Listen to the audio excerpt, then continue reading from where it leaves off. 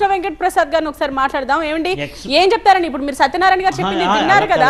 So local గా ఇలా వేయడం తప్పించి దానికి ఒక టెస్టింగ్ చేయాలి, లేకపోతే ఎక్స్పైరీ డేట్ పెట్టాలి, లేకపోతే ప్యాకెట్ లో ఇవ్వాలి, ఇలాంటివి ఏమీ తెలియదు అని. కానీ ఇలాగే చాలా చోట్ల పాలు వేస్తూ ఉన్నారు కదా పాల వ్యాపారులు. ఇది కరెక్టా రాంగా, తీసుకోవాలా తీసుకోకూడదా?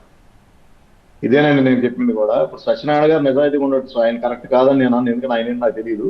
But that is the source ఈ అడల్ట్రేషన్ కి. ఇలా ఏదైతే టెస్టింగ్ లేకుండా తీసుకొచ్చి మిల్క్ టు మిల్క్ అమ్మేస్తారో ఇక్కడ, అంటే అందరు వ్యాపారస్తులు సత్యనారాయణ గారు నిజాయితీ పనులు ఉండొచ్చు, సత్యనారాయణ గారు లాగా ఉండాల్సిన అవసరం లేదు. ఇప్పుడు ఇదే సోర్స్, మేజర్ సోర్స్. ఇది యాక్ట్ కి విరుద్ధం. డైరెక్ట్ గా వితౌట్ ప్రాసెసింగ్ లేకుండా పాలు తెచ్చేసి అలా చేసి అమ్మేయటం అనేది. ఆ మధ్యలో ఇప్పుడు ఆయన దగ్గర కూలింగ్ ఫెసిలిటీ ఉండదు, ఏది ఉండదు.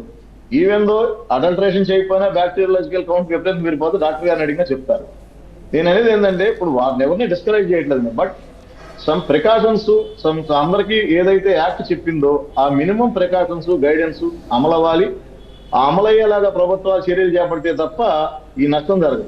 ఇందాక కూడా పాలు దాగి చనిపోవాలి పాపం, ఆయన కన్సూమర్ ఎవరు అన్నారు, ఆయన ఏం డినై చేయట్లేదు, బట్ కెమికల్ దాగి చనిపోయారండి.